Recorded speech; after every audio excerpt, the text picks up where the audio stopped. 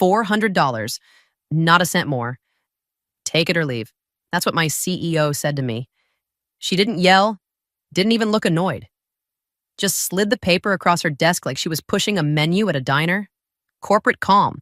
The kind that sounds polite but isn't. I swear I thought I misheard her. $400 per diem total, including airfare. It was an impossible ceiling for Denver in peak season. It wasn't an oversight. It was a constructive discharge, a way to make the job impossible, so I'd either fail or quit. If you do not like it, you can quit.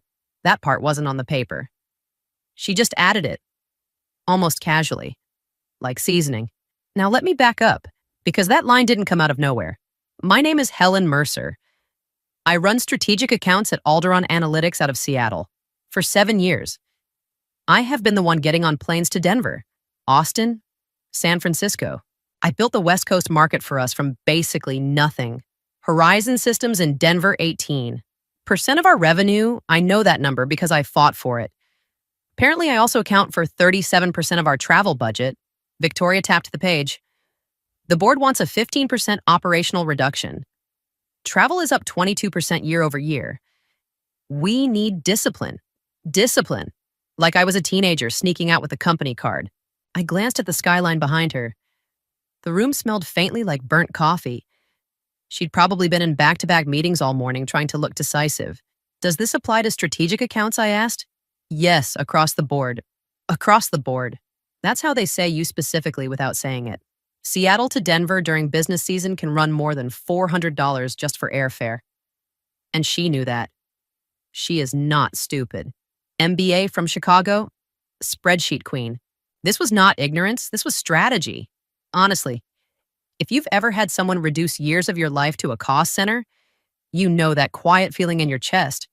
Not anger, not yet. Just, okay. I said, can you send this to me in writing? She smiled. Of course. I signed the acknowledgement when the email came through. No argument, no speech. Then I stood up and said, thank you for everything. I saw it hit her. She expected a fight or panic. Instead, I gave her calm. Walking back to my office, I kept thinking about one thing. If I follow this rule exactly, something is going to break. I just didn't know who first. I did exactly what she told me to do. I booked the cheapest flight to Denver. One layover in Boise, 5 hours sitting in an airport that smelled like fryer oil and burnt coffee. I almost paid the extra for a direct flight. My finger hovered over the button. Then I heard her voice in my head. $400, not a cent more. So I closed the tab. The hotel was 20 minutes outside downtown. Thin towels. The hallway carpet smelled faintly like bleach. I kept every receipt. I swear I triple-checked the totals like I was studying for an exam. Horizon's quarterly review started stiff. Daniel Reyes nodded when I walked in. Not warm, not cold, just measuring. You took the late arrival, he asked. Budget cap, I replied. Had to. He didn't comment. Just moved into slides. We got through projections. Expansion timeline. Then their infrastructure lead. Marisol leaned forward. There's an issue with the migration sequence. We flagged it last night. I saw the email on the flight. I told her, let's walk through it. We did. It wasn't catastrophic, but it needed someone with authority to make a call. Around 8 that night, Daniel looked at me. Are you staying to finish this? My flight's at 6 in the morning. I answered. Change fee would push me over. Silence. Marisol glanced between us. So, what's the decision? I pulled up the revised policy email on my phone and slid it across the table. I'm operating under new travel limits. I can advise. Final approval will have to go through Alderon tomorrow. Daniel's jaw tightened. We needed you here. I'm here now, I said. Calm. Within policy. That's the shift right there. Before, I would have stayed, paid the difference myself if I had to. This time I didn't. We wrapped without full resolution. The next morning at the airport, Daniel called. Why weren't you there when we escalated? I followed the approved travel policy. A long pause. Understood. He finally said, not angry, just different. That's when I felt it. Nothing exploded, but something moved. The email came in at 9:17 on a Tuesday. Subject line expense clarification request. From finance. Please clarify $86 taxi reimbursement from Q2 last year. $86. I stared at it longer than I should have. That was the Denver trip where Horizon almost walked. I stayed until midnight in a server room that smelled like hot plastic and dust. Daniel and I sat on folding chairs while their engineers untangled a migration mess. We secured a renewal worth just under $200,000 that quarter. Now I was explaining a taxi. I replied within 10 minutes. Attached the receipt, added context, kept it clean. 5 minutes later, another email. Please provide additional documentation for client dinner reimbursement. $142. That dinner was the night Daniel told me Horizon was considering expansion into Texas. I remember because I picked up the check without thinking. It wasn't about food. It was about momentum. I walked down to finance. Marcy, who I'd worked with for years, wouldn't meet my eyes. Is this coming from you, I asked? She exhaled. It's part of the new review initiative, travel efficiency initiative. Her silence confirmed it. Victoria already presented savings to the board, didn't she? Marcy hesitated. She highlighted projected reductions. Projected, not actual. So if those savings didn't materialize, someone needed to look excessive. Me. I went back to my office and opened the internal leadership memo Trent accidentally forwarded to the wrong distribution list. Strategic cost correction achieved through travel controls. Achieved. I hadn't even finished my first under-budget quarter. This wasn't about discipline. It was about optics. I forwarded every audit email to my personal archive. Not to fight, just to document. If I was going to be the proof of savings, I needed to see what the savings were really costing. The meeting invite came from Victoria herself. Strategic alignment session Horizon systems. Mandatory. I walked into the conference room and Trent Wallace was already there. Laptop open, posture straight like he was auditioning. 32. Smart. Eager. Clean haircut. The kind of guy who believes process fixes everything. Victoria stood at the head of the table. I want to formally introduce Trent as co-lead on Horizon. She announced, no system should depend on one individual. She didn't look at me when she said it. She didn't have to. Trent gave me a quick smile. Looking forward to learning from you. I nodded. You'll learn fast. The call with Horizon started 10 minutes later. Daniel appeared on screen. Marisol next to him. Trent led. He went slide by slide. Metrics. Timeline. Cost efficiency. Clean delivery. Halfway through, Daniel leaned back. Let's talk about the expansion into Texas. Trent clicked to a forecast model. We've mapped projected resource allocation based on standardized growth curves. Daniel didn't respond to the slide. He looked at me. Do you think this team is ready for that pace? Trent jumped in. Our internal assessment indicates operational readiness. Internal assessment. That's not what Daniel was asking. I cleared my throat. Expansion depends on how stable the current migration remains over the next quarter. Daniel's eyes narrowed slightly. He caught it. So there are concerns. Variables. I replied, carefully. The call ended without commitment. 2 days later, Daniel emailed, we are postponing the 3-year renewal decision pending further evaluation. Not cancellation. Delay. Victoria stormed into my office. What happened in that meeting? We presented the plan. I told her. And they're not convinced by slides. Her jaw tightened. They need to understand this company doesn't revolve around you. I didn't argue, but I felt it. If leadership becomes interchangeable, loyalty might be too. Daniel called me on a Thursday night. No calendar invite. Just my phone lighting up while I was halfway through reheating leftovers. I'm going to ask you something direct. He started. Who has authority on our account right now? Not how are you. Not small talk. My authority has been adjusted. I answered. Adjusted how I can advise. Final approvals route through executive review. There was a pause. I could hear paper shuffling on his end. That wasn't the structure when we signed, he continued. We signed because you could make calls in real time. I understand. Do you? It wasn't hostile. It was worse. It was cautious. I'm still accountable for delivery. I told him. Within policy. So, accountability without authority. I didn't respond to that. Later that afternoon, Trent stopped by my desk. Legal from Horizon requested documentation on decision workflow. He mentioned, they're doing an internal risk review.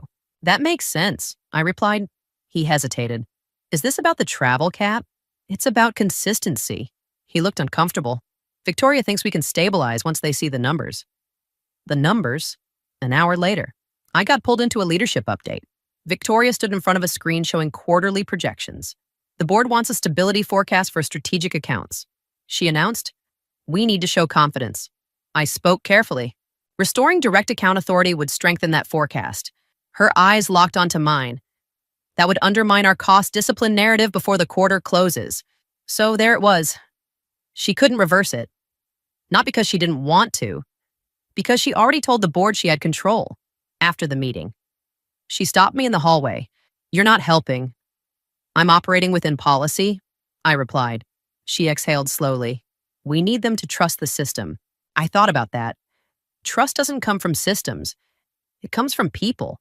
But I didn't say it. I just went back to my desk and opened my email. Horizon's legal team had CC'd me on a request titled Continuity of Leadership Assurance. That word stuck with me. Assurance. The escalation email from Horizon came in at 7:43 in the morning. Subject line, immediate integration concern. 3 days before their renewal deadline.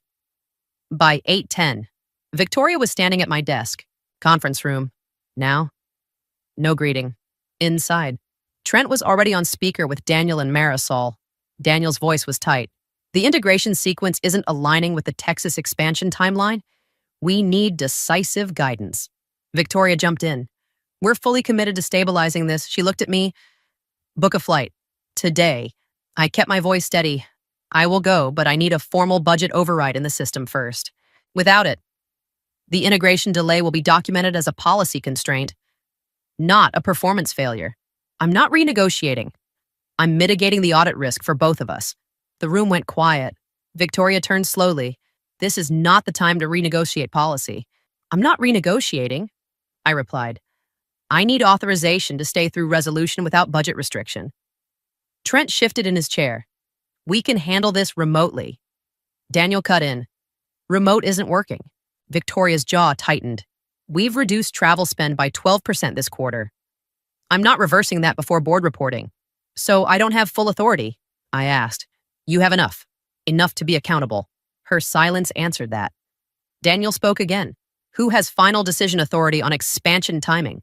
Victoria glanced at me. Executive review, she answered. Daniel exhaled. That delay affects our capital planning. I leaned forward. I can be on the ground this afternoon. With restored authority, Victoria shook her head. We can't undermine our cost correction initiative. Cost correction. I felt something inside me settle. Then I cannot guarantee stabilization. I said, it wasn't dramatic, just a line. Victoria stared at me like I'd betrayed her. You're choosing policy over partnership. I'm choosing clarity over ambiguity. The call ended without resolution. Back at my desk, Trent avoided eye contact. You could have just gone, he muttered. And explain the expense afterward, I replied. That's not discipline. That's defiance. He didn't argue. That night, I sat alone in my apartment. The air carried a faint salt smell from the bay when I cracked the window. My phone buzzed twice with unread emails. I didn't check them. For the first time, I wondered if she was right. Maybe I'd become expensive. Maybe I was protecting pride. Then I replayed the call. Authority without permission isn't authority. It's liability. I wasn't stepping back to prove a point. I was refusing to carry weight that wasn't mine anymore. The renewal deadline was 3 days away. I closed my laptop and let the silence stretch. Tomorrow would show whether the system could stand without me. The email came at 10:12 in the morning. Subject renewal decision update. I opened it before anyone called me into a room. Horizon Systems will postpone renewal pending leadership stability review. Not termination, not approval. Postpone. Trent walked past my desk 5 minutes later. Pale. They delayed. He murmured, I saw... Victoria called an emergency executive session with the board that afternoon. I wasn't invited. Obviously. But walls in corporate offices aren't as thick as people think. Later, she briefed leadership. They're overreacting, she insisted. This is temporary hesitation. An older board member's voice carried through the partially closed door. Why were strategic personnel shifted mid-cycle cost discipline required operational adjustments? Victoria replied, "Did we evaluate relational dependency risk?" Another voice asked. "We can't allow accounts to hinge on individual travel habits." The board's audit didn't just look at travel receipts, they looked at key person dependency. By forcing me out through petty budget constraints, Victoria had created a single point of failure for 18% of the firm's revenue. That's not discipline. That's reckless endangerment of shareholder value. I kept working at my desk, answering routine emails like nothing was cracking. An hour later, Victoria stepped out, composed but tighter around the eyes. "The board has frozen further restructuring until audit review," she informed us. "We need to present stability." Trent looked at me. This time, he didn't try to argue process. I didn't smile. I didn't react. Daniel called later. "We're reviewing continuity planning internally." He told me, "I understand. This isn't personal." I know. And that was the truth. No one yelled. No contracts exploded. But 18% of our annual revenue was now suspended in midair. Metrics look clean on slides. They don't show hesitation in someone's voice. I shut my laptop that evening and waited for the next move to surface. Horizon didn't renew. The official notice came in clean. Legal language. After internal review, we've decided not to proceed with the 3-year extension. Victoria forwarded it to leadership with one line. "We anticipated volatility." I didn't respond. 30 days passed. No drama, just space. Then Daniel called. "We'd like to explore something different," he began. "A retainer-based advisory arrangement. Directly with you?" I stayed quiet long enough for him to continue. "We don't need your company. We need your judgment. I'm under a non-compete," I reminded him. "Does it prevent you from accepting work?" Daniel asked. I'd already cleared this with my counsel. The non-compete covers solicitation of Alderon's active contracts. But since Horizon officially terminated their renewal, their RFP was a new market event. I've reviewed the language. I told him, "As long as the client initiates the bridge, I'm in the clear. I want this clean." He added, "So do I." I met with an employment attorney 2 days later. She read through my contract, tapping the page with her pen. "You can't approach them," she explained. "But they approached you. That's different. You'll need clear documentation of the timeline." "I've kept everything," I replied. "We structured it carefully. Fixed monthly retainer. Strategic advisory scope only. No access to Alderon proprietary systems. No overlap with active contracts." Daniel reviewed the draft. "You're charging less than I expected," he commented. "I'm charging what reflects stability," I answered. He paused. "We trust you." I signed. No applause. No fireworks. Just a clean transfer of weight. When I left the attorney's office, I noticed something small. I didn't have to calculate whether the taxi ride back would exceed a cap. I submitted my resignation on a Monday morning. 2 weeks' notice. Clean. Professional. Victoria called me in within the hour. "So this is your response?" she asked, holding the letter between 2 fingers. "It's a transition," I replied. "You're aware you're bound by non-disclosure." "I've honored every agreement." Her eyes narrowed. "Horizon's timing feels convenient. They conducted their own review," I said evenly. "I didn't initiate contact. You benefited." I complied. That irritated her more than anything. I handed over transition documents, account summaries, client timelines. No missing files. No sabotage. Trent reviewed the materials with me. "You're really leaving," he muttered. "Yes, was it worth it? I'm not sure yet." That was honest. By the end of the week, leadership received notice the board had expanded the audit to include revenue volatility tied to travel restructuring. Victoria called another executive meeting. The board is temporarily reassigning travel budget approval to finance oversight, she announced. This is procedural, meaning she no longer controlled it. She wasn't fired, not publicly embarrassed, just repositioned away from strategic account authority. After the meeting, she stopped me near the elevators. "You could have stayed and fixed this." "I tried," I answered. The doors opened. I stepped inside carrying only my laptop and my old leather notebook. Control doesn't disappear in explosions. Sometimes it just gets redistributed quietly. 6 months later, I'm boarding a direct flight from Seattle to Denver. Business class, not flashy, just practical. And yes, Horizon covers the direct flight now without blinking. They don't see a cost, they see an investment. Daniel meets me at Horizon's office. Feels different this time. He says as we shake hands, "It is different." I reply, "Now I answer to the work." He nods. "We needed stability, not austerity. And you needed authority attached to accountability." We sit down with his team. Marisol runs through expansion numbers. No one asks who has permission. They ask what I think. That's the shift. Halfway through the meeting, Daniel pulls me aside. "The board asked about Alderon." I wait. "Victoria's been reassigned from strategic oversight." He continues.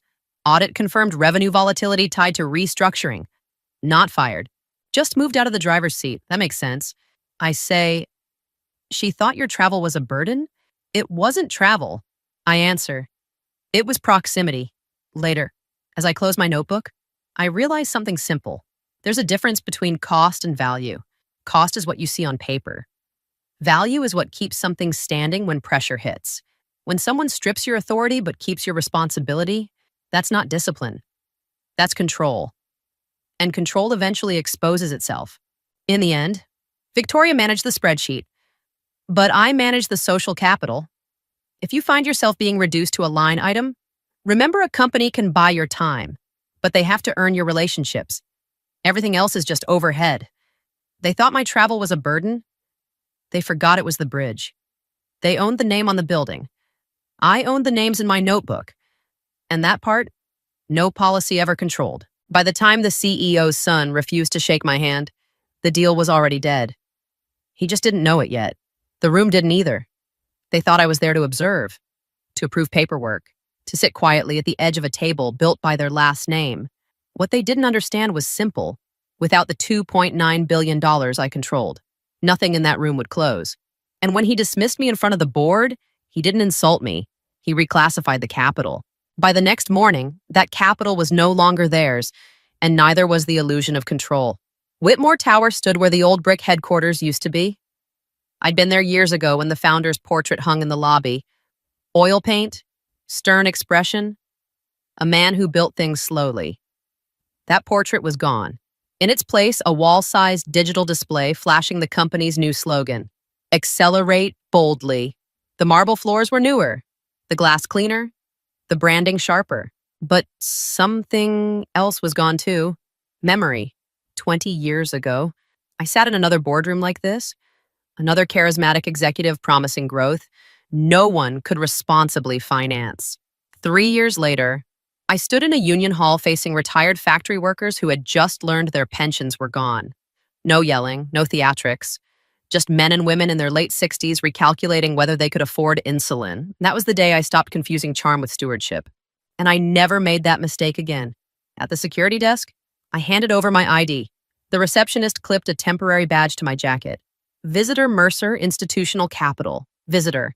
I didn't correct it. In my portfolio were the final confirmations for $2.9 billion in institutional anchor capital money that didn't belong to me. It belonged to teachers, to firefighters, to public workers who had trusted the system to protect their retirement. I wasn't here to be impressive. I wasn't here to be included. I was here to make sure the room understood who was carrying the weight. The elevator doors closed, and I reminded myself respect is not requested. It is structured. The boardroom was already half full when I entered. Men and women in their 50s and 60s, directors who had weathered recessions. Some I recognized, some pretended not to. I took my seat quietly. Not at the head of the table, not at the end, somewhere in the middle, close enough to matter. The door opened a few minutes later. Daniel Whitmore walked in like someone who had rehearsed this day for years. It was his first major meeting since his father had formally introduced him as co-president the month before. The company newsletter had called it a generational transition. The business press called it legacy continuity. He shook hands with the senior directors first, firm, confident, measured eye contact. When he reached me, that I stood and extended my hand, and he looked at my badge. Visitor Mercer Institutional Capital. His eyes flicked back to my face, and then he smiled, not warmly.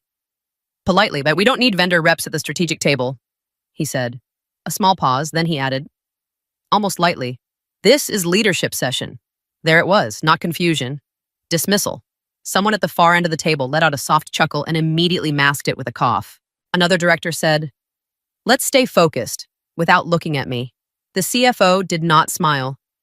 I kept my hand extended. Not pleading, not offended, just present. Daniel waited for me to correct him. I didn't. I lowered my hand slowly, on my own terms, then and returned to my seat. He moved on as if nothing had happened. "Legal will handle capital sign-off," he said. Opening the merger deck, we're aligned there, across the table. I saw it, the flicker in the CFO's eyes. That was the moment. Not the insult, the assumption. Daniel wasn't trying to belittle me. He was trying to prove something. To his father, to the board, maybe to himself. He had been handed a seat at the table and was determined to show he controlled it. But he didn't understand the room. And rooms like this don't punish ego. They punish miscalculation. I folded my hands and listened. Without that money, the deal couldn't legally close. And he had just declared he didn't need the person who controlled it. Chapter 3, What He Didn't Understand. Let me explain something without turning this into a finance lecture. The $2.9 billion wasn't sitting in Whitmore's account, waiting to be spent like discretionary cash. It was waiting for recognition. Structured, protected, conditional. That money represented teachers' pensions, firefighters' retirement funds, public workers who had already lived through one executive's overconfidence. It represented people who had trusted the wrong room once before and paid for it with years they couldn't earn back. It wasn't my money. It was my responsibility. And responsibility has rules. If Whitmore Industries wanted that capital released, they had to formally recognize the authority behind it. Not socially, not symbolically, but structurally. And that wasn't ego, that was protection. Buried in the agreement between the valuation models and the closing conditions was a clause most executives skim past because it feels technical. It wasn't dramatic language. It wasn't written to intimidate anyone. It was written to prevent exactly what had happened.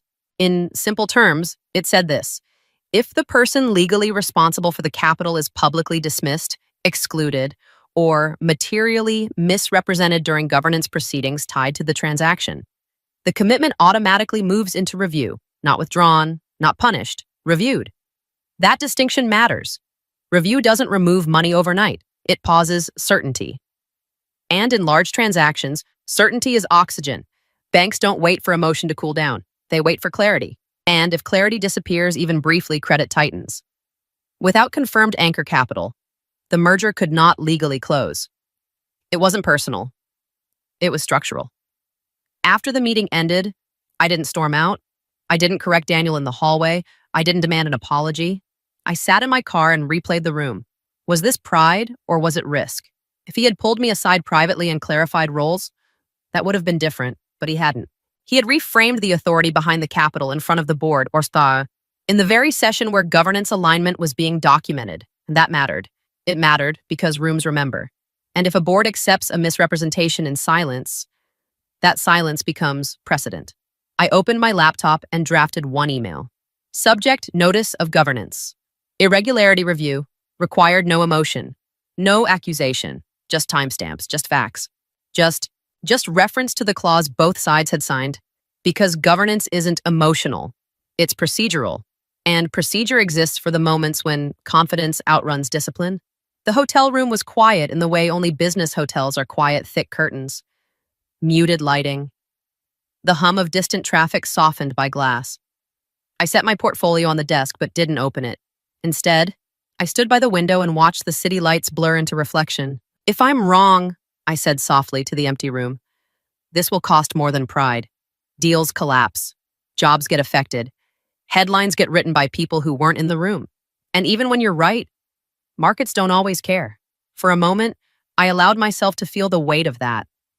This wasn't about winning an argument. This was about pulling friction into a machine already in motion.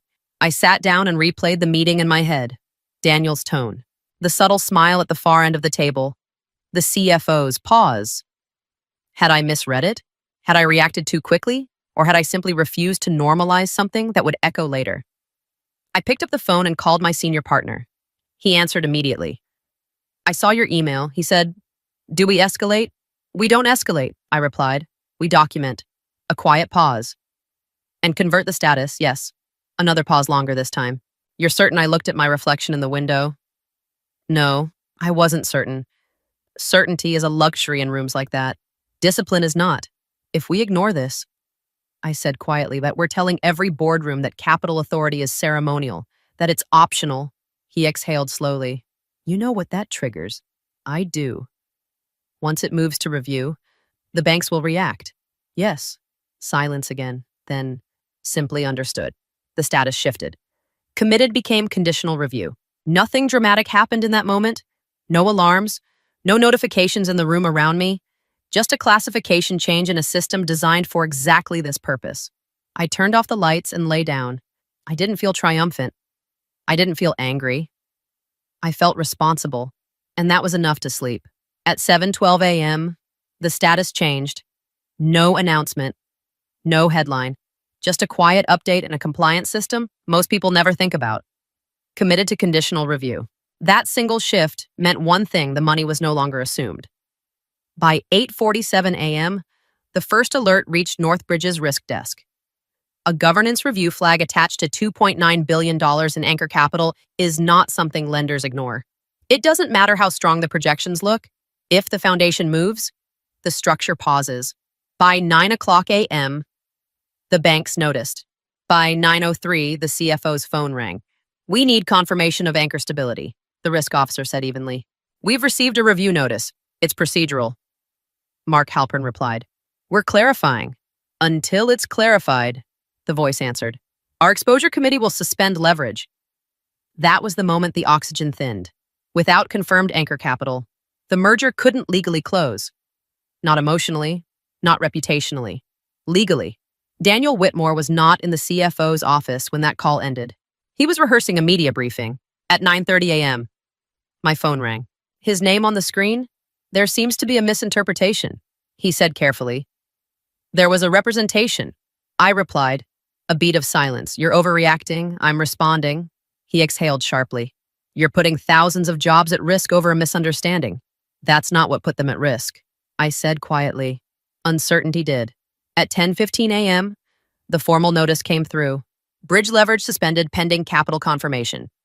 Secondary lenders froze exposure. Underwriting partners flagged the transaction for review.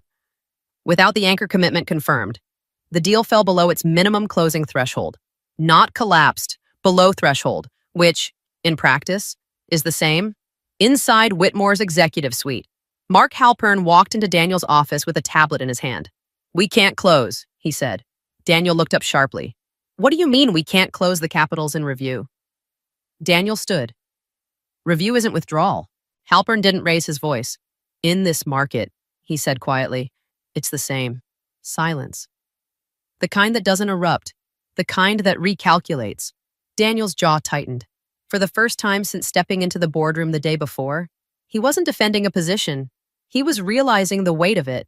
Not because I had pulled money, but because I had removed certainty.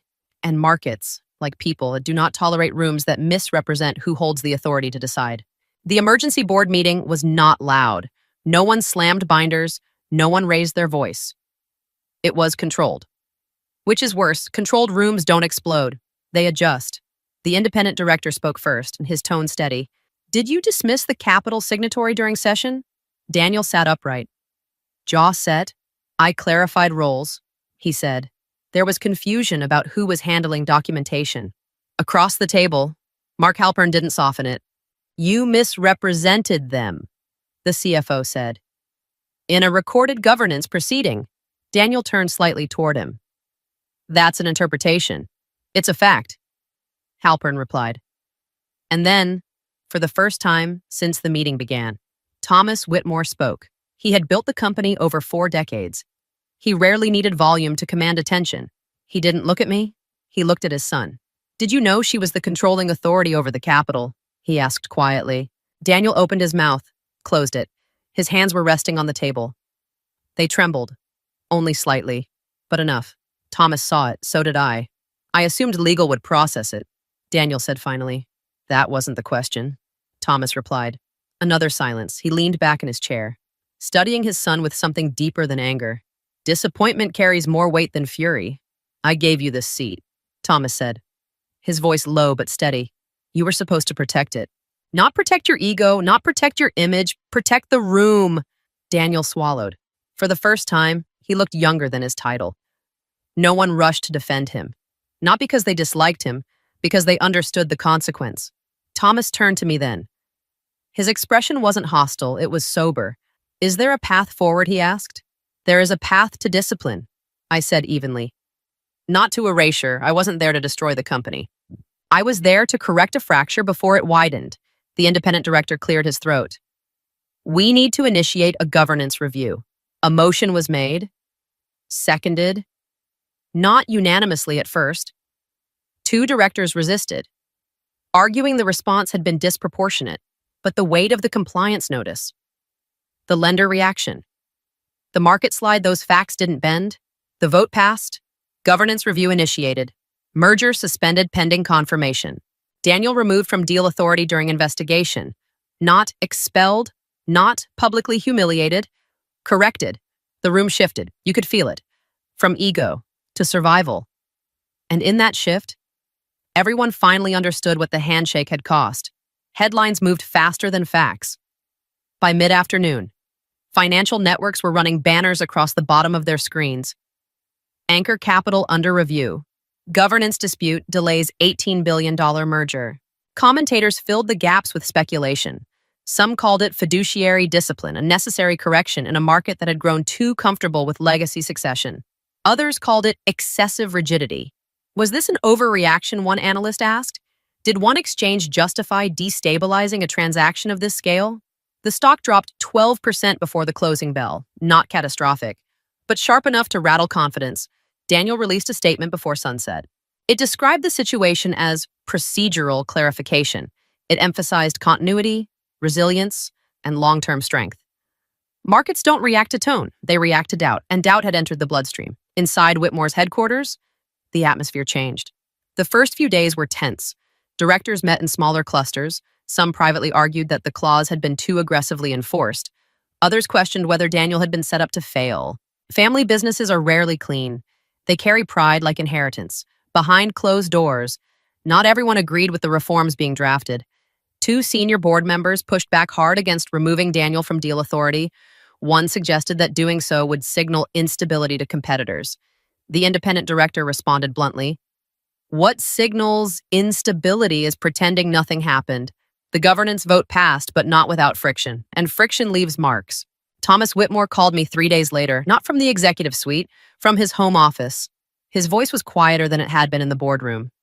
"I built this company on relationships," he said. "Trust, personal loyalty, long memory. I didn't interrupt, but I also built it on discipline." He continued, "And I may have confused the two. There it was. Not an apology. Recognition." "Relationships require recognition," I said. "Otherwise they become assumptions." He was silent for a moment. "I thought I was preparing him," he said finally. "I didn't realize I was shielding him." That is the risk in succession. You protect someone long enough, and they mistake protection for authority. He didn't argue. He didn't ask me to reverse the review. He understood that this wasn't about punishing his son. It was about protecting the system his son would someday inherit. And systems, unlike reputations, do not survive on loyalty alone. The emails came in waves. Some were measured and professional. Others were sharp. Half said I had protected integrity, that governance meant nothing if it bent under pressure. Half said I had destabilized jobs that in a fragile market, even a temporary review could ripple outward into layoffs, frozen hiring, stalled expansion. Neither side was entirely wrong. Late one afternoon, a junior analyst from our team stood in my doorway. She had been with us less than 2 years. Smart, careful, still learning how power moves. "Can I ask you something?" she said. "Of course." She hesitated. Was it worth it? It wasn't accusatory, it was genuine. On the credenza behind my desk sat a framed photograph I kept for reasons most people in finance don't understand. It showed a group of factory workers from 2 decades ago, men and women in their 60s standing under fluorescent lights in a union hall, holding envelopes they hadn't expected to receive. The envelopes weren't bonuses, they were explanations. Their pensions had collapsed after a CEO insisted everything was under control. I looked at that photo. "If discipline costs us opportunity," I said slowly, "then opportunity was mispriced." She nodded, but I could see she was still thinking about it. After she left, the office felt quieter. That night, at home, the question returned. Was it worth it? 12% market drop? Public scrutiny? A succession thrown into uncertainty.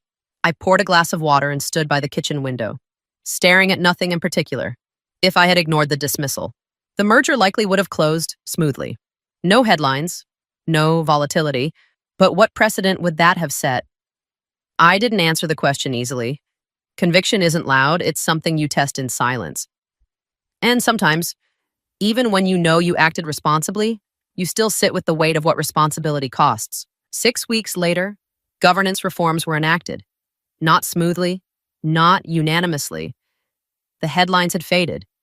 But inside Whitmore Industries, the adjustments were still grinding through committees and late-night calls.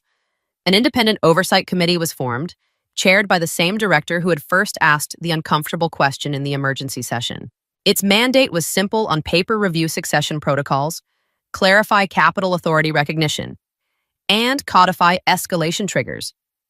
In practice, it meant rewriting habits, and habits resist revision. 2 directors argued openly against the extent of the changes. One warned that overcorrection would signal weakness to competitors. Another suggested the board had overlearned from a single incident. But markets had not forgotten the 12% drop. Banks had not forgotten the compliance flag. Memory has leverage. Daniel was formally removed from the succession track pending governance certification and board reevaluation. It wasn't announced as a demotion. It was framed as developmental recalibration. Corporate language is often gentler than reality. Thomas retained the CEO role temporarily. Publicly, he called it continuity. Privately, it was stabilization. 6 weeks after the initial review notice, Whitmore's general counsel requested a formal meeting with Mercer Capital. No assumptions this time. Before any slide deck was opened, before any valuation models were referenced, the first item entered into the minutes was a written acknowledgement of fiduciary authority. Representation requirements. Clear, recorded, unambiguous. Daniel was not in the room. Thomas was. The oversight committee chair was. The CFO was. The tone was different. Less performance, more precision. I listened. I asked questions. I watched for posture, not projections. When I finally signed the amended capital release agreement, it wasn't a restoration of the old structure. It was a revised one. Permanent board seat tied to anchor capital representation. Automatic escalation triggers for governance misalignment. Mandatory certification in fiduciary governance for all future executive successors. Protection, not punishment. As I closed my folder, Thomas met my eyes. This time, there was no assumption in the room, only structure. And structure, when respected, outlasts legacy. It happened without witnesses. No board members, no legal counsel, no headlines waiting to interpret the moment. Evelyn was walking toward the elevators when Daniel Whitmore stepped out of a conference room down the hall. He paused when he saw her. For a brief second, the weight of everything that had happened stood between them, not hostile, just acknowledged. He approached first, not quickly, not defensively. I asked to sit in on the oversight committee. He said, as an observer, there was no pride in the statement, only effort. Then he extended his hand. I misunderstood the room. This time, he did not look at her badge. He looked at her. Evelyn studied him quietly. Growth rarely announces itself with speeches. It shows up in posture, its intonement, and humility. She took his hand. Power isn't inherited, she said. It's recognized. The elevator doors opened behind them. But before stepping inside, she added gently, and recognition starts with listening. Daniel nodded once. I'm still learning, he said.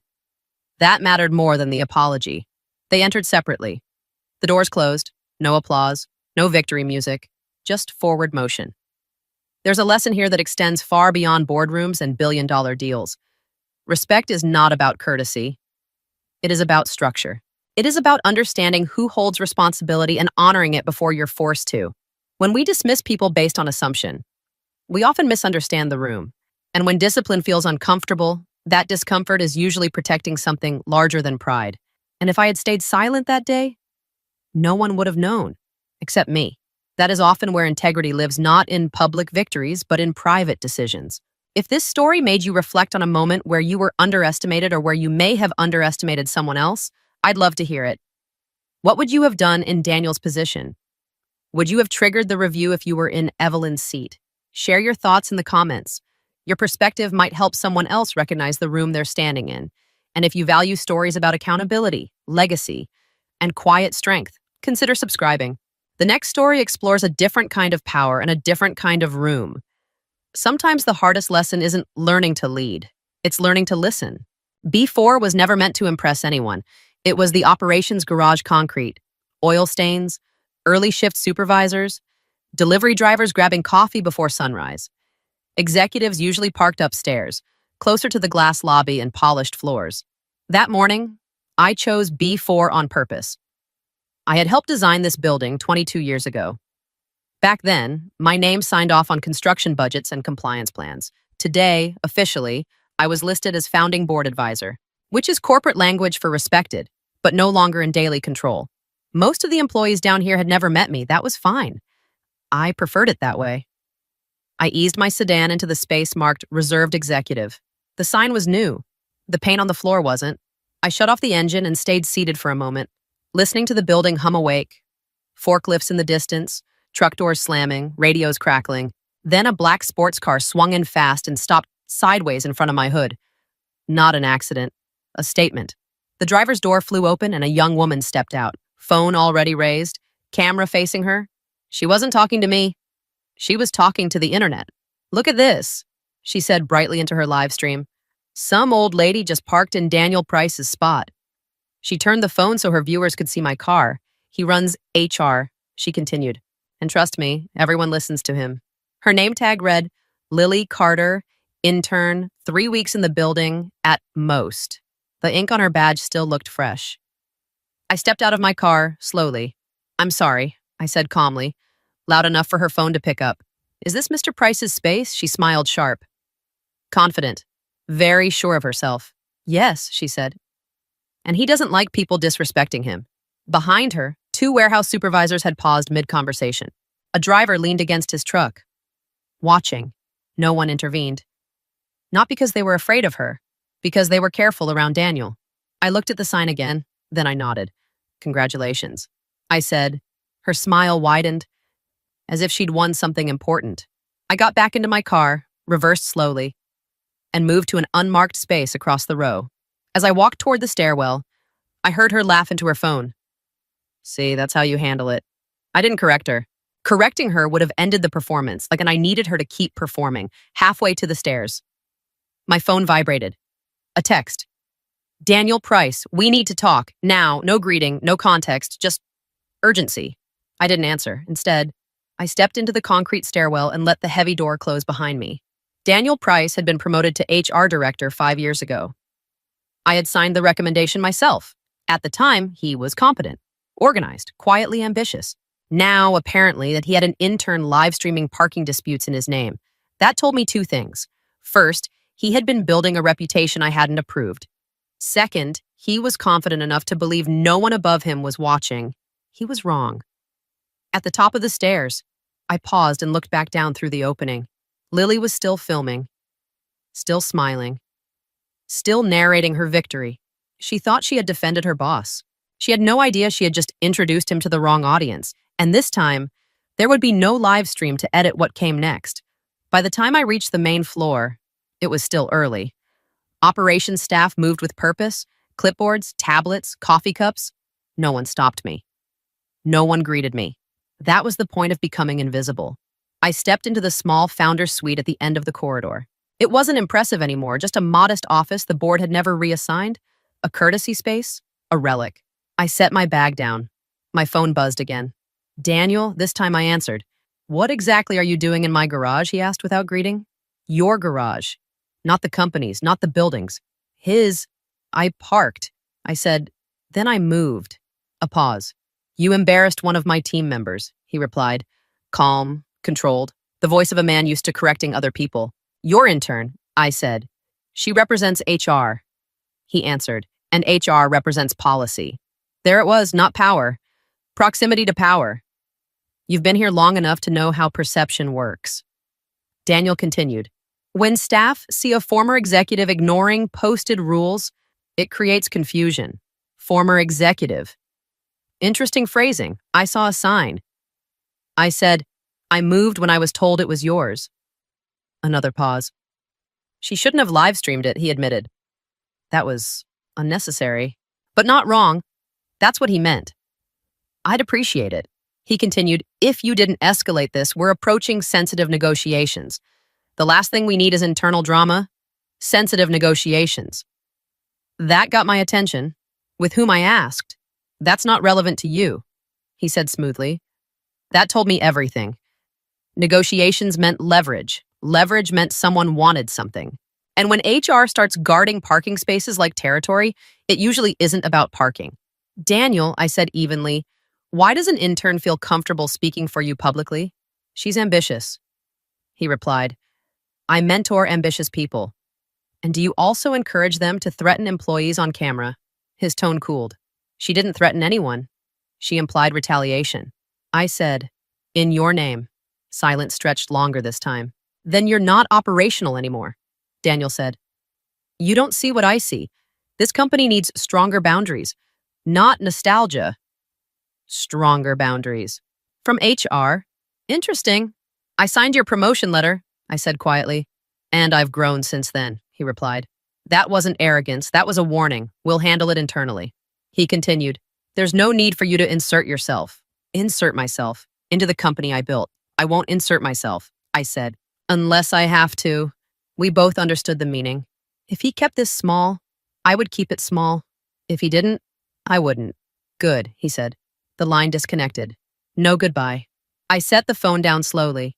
On my desk sat a framed photograph from 20 years ago. A ribbon-cutting ceremony. Hard hats, smiles, Daniel in the background. 3 rows back, barely visible. Back then, influence had to be earned. Now it seemed to be performed. I opened my laptop and logged into the internal dashboard. I still had access to not administrative control, but visibility. Visibility was enough. If Daniel was guarding territory, something of value was nearby. And parking spaces were rarely the real issue. Later that morning, the building settled into its usual rhythm. From my small office, I could hear the steady hum of routing calls and dispatch confirmations. Nothing looked unusual on the surface. Orders were moving. Trucks were leaving on schedule. Screens and operations glowed green. If Daniel was right, this should have ended in the garage. It didn't. 10 minutes after our call, an internal notification appeared on my dashboard. Not dramatic, not flashing red, just a small flag in the compliance feed, temporary access override zone. Zone C, housed restricted shipping data. International routing contracts, volume agreements, carrier penalty structures. Not something interns casually wandered through. The timestamp read 8:14 a.m., right around the time Lily had been live streaming in B4. I clicked into the details. Access granted through a temporary escort credential. Holder L. Carter Temp, not executive clearance. Escorted clearance. That meant someone with authority had walked her through a restricted area and used their own credentials to open the doors. I leaned back slowly. This wasn't a rogue intern hacking systems. This was someone bringing her inside. I checked the access chain. The escort credential had been issued under HR onboarding privileges. Daniel's department. He hadn't personally scanned in, but he didn't need to. HR had the ability to generate temporary escort passes for orientation purposes. It was meant for vendor tours and compliance training, not live stream content. I closed the window and sat very still. If Lily had only been loud in a parking garage, this would have been embarrassing. If she had recorded anything inside Zone C, it was different. I opened the internal media monitoring panel, a tool we use to track unauthorized disclosures. Within seconds, a flagged clip appeared. It wasn't obvious at first, just a shaky video posted to her social account. But in the background, barely visible behind her shoulder, were screens displaying live carrier penalty adjustments. Numbers most employees never saw. I watched the clip twice. She had turned her camera toward herself, laughing. She hadn't realized what was visible behind her. But someone else might. I picked up my phone. Not to call Daniel, to call compliance. Rachel Moore answered on the second ring. Yes, there's a temporary escort credential issued to L. Carter this morning. I said, Zone C. A brief silence. That's not standard, Rachel replied. I know, more typing on her end. I see it, she said. Issued under HR onboarding. For an intern, I asked. For a shadowing session, Rachel corrected. Her voice had cooled slightly.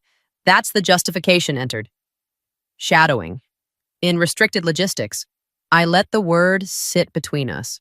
Rachel, I said evenly, if that clip spreads and someone screenshots the data behind her, what happens? We breach confidentiality clauses with 3 international carriers? She answered immediately. And we trigger review from our largest client. There it was, not parking, not pride, exposure. Do you want me to escalate, she asked. Not should we? Do you want me to? Founder authority still carried weight, not operational, but strategic.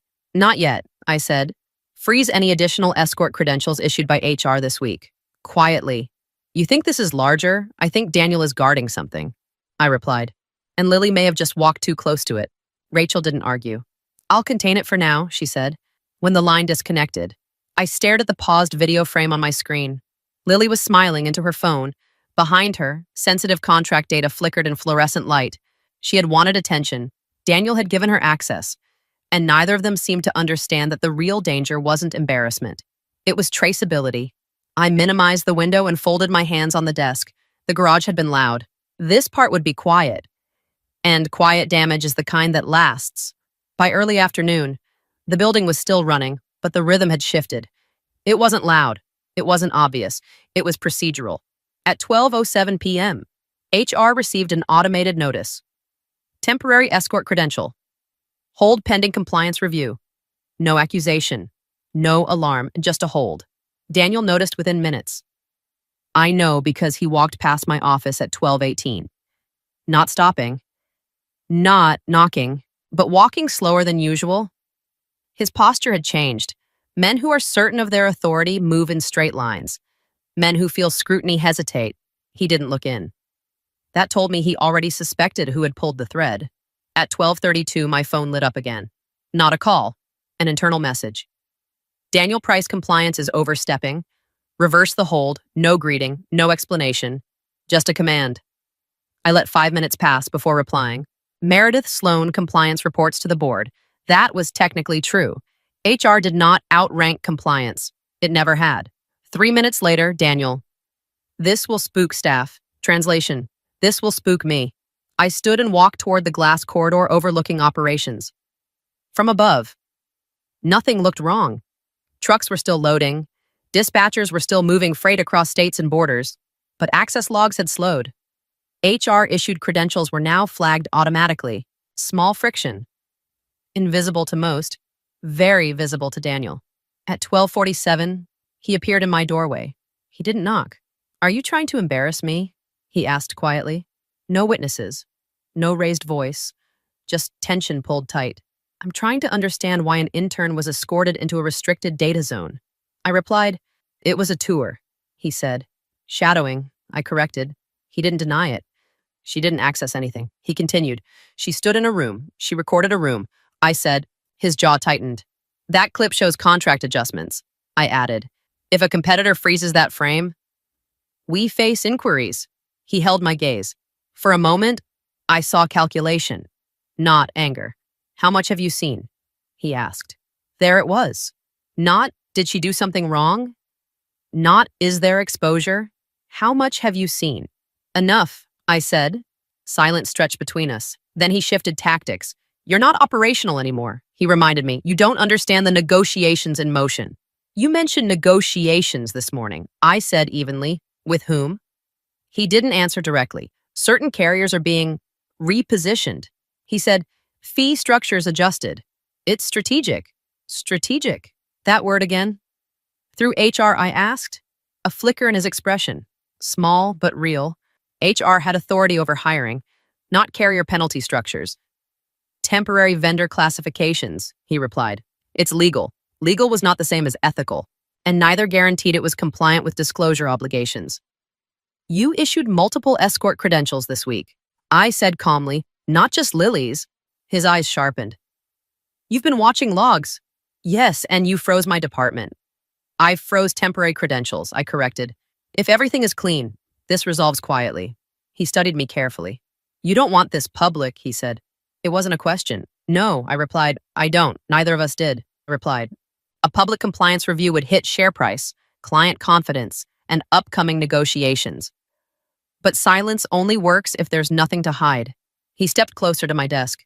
You're stepping into territory you no longer control, he said. And you're walking interns through rooms they don't belong in. I answered. His composure thinned just slightly. You think this is about a parking space, he asked. No, I said, I think you're moving something under HR cover. Think. We stood in silence, not shouting, not threatening, measuring. Finally, he straightened. If you continue this, he said, you won't just hurt me. That was the closest he'd come to honesty. You'll destabilize the company. There it was. Not ego, exposure. I won't destabilize anything. I said quietly. I'll clarify it. He held my gaze for another second. Then he left without another word. From the corridor window, I watched him walk toward the HR wing. His stride was tighter now, not frantic, but no longer relaxed. Pressure in a company doesn't start with headlines. It starts with friction, access holds, audit trails, questions no one expected to answer. The garage had been noise. This was structure.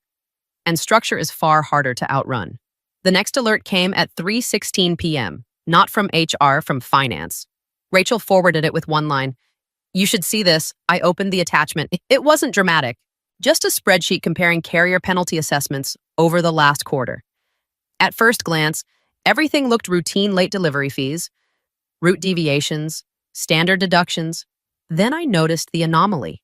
3 carriers had accumulated repeated violations, missed windows, incorrect routing, contract breaches. Normally, those penalties would have been automatic. Instead, their fees had been reclassified, not erased, reclassified, under a temporary designation, preferred vendor adjustment. I sat back slowly. Preferred vendor status wasn't assigned by logistics. It was granted during onboarding, a classification HR could initiate when bringing in new contractor relationships. Temporary. Subject to review, but powerful while active. I scrolled further. The 3 carriers shared something in common. They had all been approved within the last 6 weeks, all entered through HR onboarding, all tied to the same internal sponsor, Daniel Price. I picked up the phone. Rachel answered without greeting. You see it, she said. Yes, they've avoided over $2 million in penalties so far, she continued. If those adjustments had been applied correctly, the carriers would have been flagged for review and possibly replaced. I said, yes. I stared at the numbers again. $2 million in avoided penalties didn't break the company, but it changed leverage. Carrier contracts were negotiated based on performance metrics. Lower penalties meant stronger positioning. Stronger positioning meant influence during upcoming negotiations. The ones Daniel had mentioned. This isn't sloppiness, Rachel said quietly. No, I agreed. It's structured. The system hadn't been hacked. It had been used, carefully, temporarily, long enough to benefit someone before anyone noticed. Do you want me to escalate to the board? Rachel asked. Not yet. If we move too fast, Daniel would frame this as a procedural disagreement. If we waited too long, the pattern would deepen. Pull the full 6-week credential log. I said, every escort, every vendor onboarding, and Daniel. For now, I replied, watching the numbers on my screen, we let him think this is still about a parking space. The audit window began at 2 p.m., 72 hours. That was the timeline the board had approved. Compliance would pull documentation. Outside counsel would review. And HR was instructed to preserve all related records. Preserve, not modify, not reclassify. Preserve. At 4:18 p.m., Rachel called. He's active, she said quietly. Doing what I asked. Backdating memos. I closed my laptop slowly. Daniel wasn't deleting records. That would be obvious. He was filling gaps. Internal justification notes were appearing in the vendor files, each one timestamped earlier in the quarter. Language like strategic reclassification, temporary adjustment, negotiation, leverage, protocol, board, adjacent review. Preliminary, carefully worded, legally cautious, recently uploaded. Are the system logs clean? I asked. For now, Rachel replied. But metadata doesn't lie. Good. Because that was the mistake most controlled operators made. They edited documents, they forgot timestamps. At 6:02 p.m., another alert appeared. 2 of the 3 flagged carriers had new compliance attachments added to their files. Letters of intent, signed, dated 6 weeks ago. I looked closer. The formatting was identical to templates created last month. Not 6 weeks ago. He's constructing retroactive structure. Rachel said, yes, and it's sophisticated. Daniel wasn't panicking. He was building narrative architecture. If the board saw documented negotiation strategy with formal vendor intent letters, this would look like aggressive but legal positioning, not manipulation. Pull original template creation dates. I said, already did. Created 3 weeks ago. Not 6. That mattered. But not enough on its own. He's trying to turn this into a policy dispute. Rachel continued, not misconduct, which meant he would argue that HR had authority to classify vendors temporarily for strategic purposes. And technically, under certain conditions, it did. The difference was intent and benefit. At 8:11 p.m., Daniel sent a company-wide memo, subject process clarification, vendor strategy alignment. He framed the adjustments as part of a larger operational modernization. He referenced legacy resistance to evolving structures. He didn't use my name, he didn't have to. I read the memo twice. He was repositioning me as obstruction, not whistleblower. If this became founder versus modern leadership, the board would choose continuity, not history. Do you want to counter publicly, Rachel asked. No, I said. Then what I watched, the metadata logs continue to populate in real time. Daniel was building cover, but cover requires consistency, and consistency requires coordination. Freeze external data sync, I said quietly. Just for the 3 carriers. Rachel paused. That will surface discrepancies in live routing. Yes. And if the discrepancies are large, then this stops being internal. There was a long silence on the line. You're certain? She asked. No, I said, but I'm aware. Daniel was rewriting the past. I was about to test the present. 72 hours had felt like pressure. Now it felt like a countdown. And the next move would not be quiet. The freeze went live at 9:02 a.m. Not publicly, not dramatically, just a temporary suspension of live routing sync for 3 carriers flagged under review within 12 minutes. Operations noticed. At 9:14, the first call came in, then the second, then the third. By 9:27, the head of logistics was standing outside my office. They're asking why their penalty dashboards are showing full assessments again. He said quietly, oh, of course they were. For 6 weeks, those carriers had benefited from reduced penalties under the preferred vendor adjustment. Now the system was calculating normally, and the difference was visible. How large, I asked. Significant, he replied. One of them is looking at a 7-figure exposure if the classification doesn't hold. 7 figures. Not hypothetical leverage anymore. Immediate financial impact. Who called, I asked. He hesitated. Carter Freight Solutions. The name settled heavily. Carter? I didn't react outwardly, but I felt the connection snap into place. Owner, I asked. Michael Carter, he said. Mid-sized carrier. Recently expanded. Aggressive growth. Carter Freight Solutions. Lily Carter. I thanked him and waited until he left before picking up the phone. Rachel answered before it finished ringing. Michael Carter, I said. Yes, she replied. I was just about to call you. Relationship registered as independent, she said. But financial disclosures show a private investment infusion 4 months ago from an LLC registered to Daniel's brother-in-law. There it was. Not random. Not strategic positioning. Personal alignment. Does the board know, I asked? No, she answered. Because HR onboarding doesn't require disclosure of extended family interests. Only direct conflicts. A loophole, unintentional or not. It had been used. Carter Freight just demanded reinstatement of their preferred status. Rachel continued, they're threatening to pause shipments pending clarification. Pause shipments. That was escalation. If they halted operations publicly, the issue would surface beyond the building. Have they contacted Daniel, I asked? Yes, and he's in a closed-door call with them now. I stood and walked toward the glass corridor again. Across the floor, through the transparent wall of the HR wing, I could see Daniel seated in a conference room. Phone pressed to his ear, back straight, controlled. He wasn't panicking, but he was negotiating, likely promising restoration, likely assuring them this was temporary. The problem was simple. The system was no longer under his exclusive control. If Carter Freight resumed full penalty exposure, their margins shrank. If they paused shipments, operations suffered. Either outcome created visibility, and visibility was the one thing Daniel had worked to avoid. My phone vibrated. A message from Daniel. We need to resolve this immediately, not a command this time, a request. Pressure had shifted. The garage had been noise. The audit had been structure. This was consequence. And it was no longer quiet. The emergency board call began at 4:30 p.m. No presentation this time. No narrative slides. Just facts. Rachel spoke first. She summarized the audit findings in plain language: 3 carriers reclassified under HR onboarding authority, over $2 million in avoided penalties, undisclosed financial connection between 1 carrier and a relative of the HR director, attempted manual override during active audit review. No adjectives, no speculation, just structure. Daniel was given time to respond.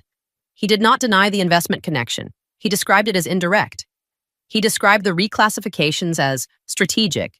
He described the override request as operational containment. The board listened. Then the chair asked one question. Did you disclose the family investment relationship to the board at any time? Silence, not long. Just long enough. No. Daniel said. That was the moment. Not the penalties, not the freeze, not the carrier suspension. Disclosure. Corporate governance for people our age is not about drama. It's about whether you told the truth when it mattered. The vote was called immediately. Temporary suspension pending full external review. Removal of HR authority, effective immediately. Access credentials deactivated at the close of session. 7 in favor, 2 abstentions, none opposed. Daniel remained composed. He nodded once, professional to the end. Security was not called. It didn't need to be. His badge stopped working before he reached the elevator. Carter Freight resumed shipments the next morning under standard penalty terms. They had recalculated their position overnight. Leverage disappears when oversight becomes real. By the following week, an interim HR director was appointed. Compliance authority was reaffirmed. A new disclosure requirement was added to vendor onboarding. Quiet corrections, structural corrections, no press release, no spectacle, just alignment. The next Monday, I parked again in B4. The sign still read reserved executive this time. No one challenged it. Not because they recognized me, but because policy had been clarified. I shut off the engine and stepped out into the cool air. Daniel had not been arrested. He had not been humiliated. He had been held accountable. For this company, that was enough. Power doesn't need volume. It needs boundaries. And this time, the boundary held.